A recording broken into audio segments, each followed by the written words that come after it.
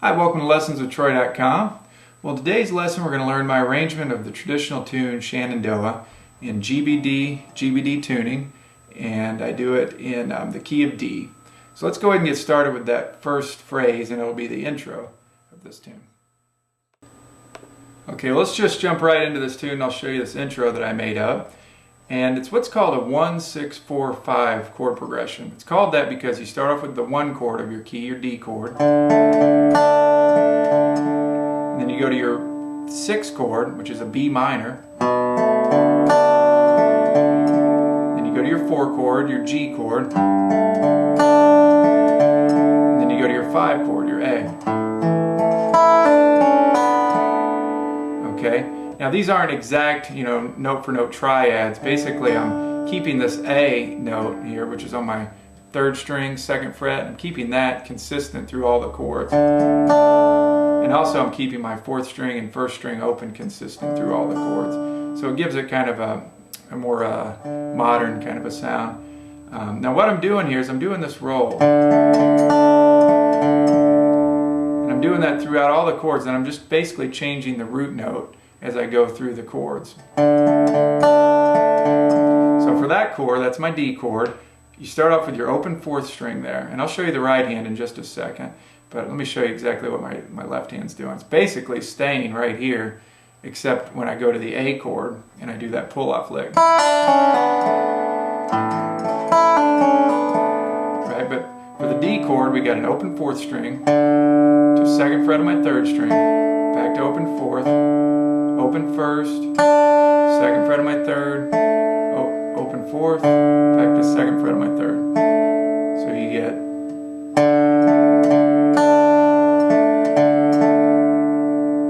going to leave your bar here tilted up, right? So you're just getting the tip of your bar there on your 2nd fret, 3rd string. And like I said, you're going to do this for all your chords, and you're just going to adjust the bass note, except for the A chord where you do that pull-off lick. So let me just call out the string names, and that'll make this arpeggio make a lot more sense to you. So I'll just call out the string names, but all that I'm doing is barring here, just the tip of my bar on my 3rd string, 2nd fret. Okay, so we go 4th string, 3rd string, 4th, 1st, and then 3rd, 4th, 3rd. So 4, 3, 4, 1, 3, 4, 1. Like I said, it'll make a lot more sense when I show you the right hand in just a second. So you go from D, and do that exact same arpeggio, except this time replace your D note with your open 5th string there.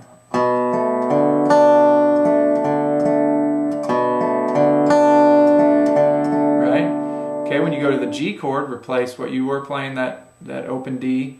Now you're going to do the open G for your root note of the G chord. Right? So the arpeggio is exactly the same except for the very first note of each measure. So measure 1 over that D chord.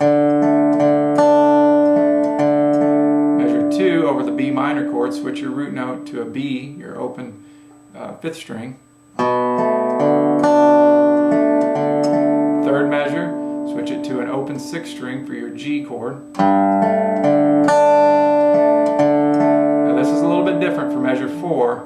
You're going to straighten out your bar there on your 2nd fret. 6th string, 4th string, 3rd string, right? And then you're going to slide your bar up to do this pull-off. 2 to 0, 2 to 0, and then 2. So 2 to 0 on my 1st string, 2 to 0 on my 2nd string, and then 2 on my 3rd.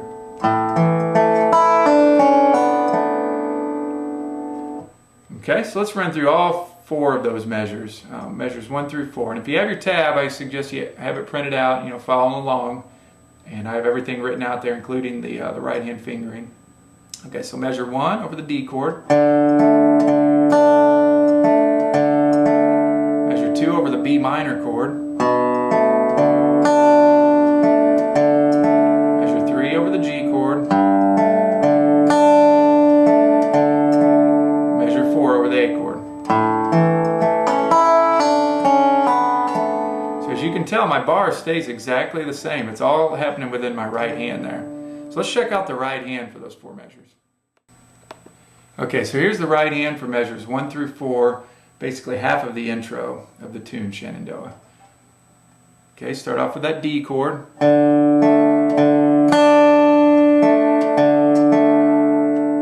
that's over that D chord. So 4th string, 3rd string. As you can tell, I do my thumb to index, and my middle finger is going to be playing my 1st string. So that's kind of a good basis to keep with this intro, where your thumb's playing your 4th string, index is playing the 3rd, and middle is playing the 1st. And the thumb will be the one that'll change, to give the different sound of the chords based on what the root note is of the chord. So in measure 1, here it is, over the D chord, real slow. Right?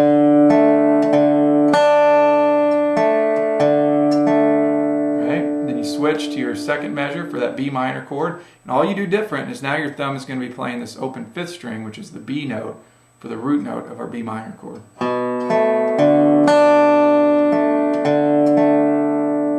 Measure 3, switch it to the G note, open 6th string. Okay, and then measure 4 looks like this.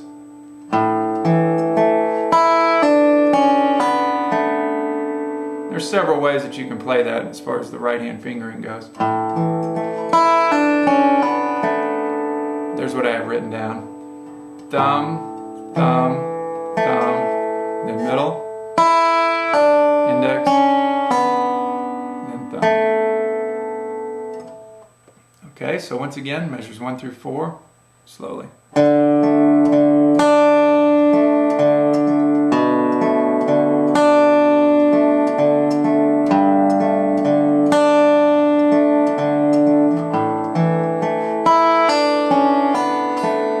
One more time, then we'll move on.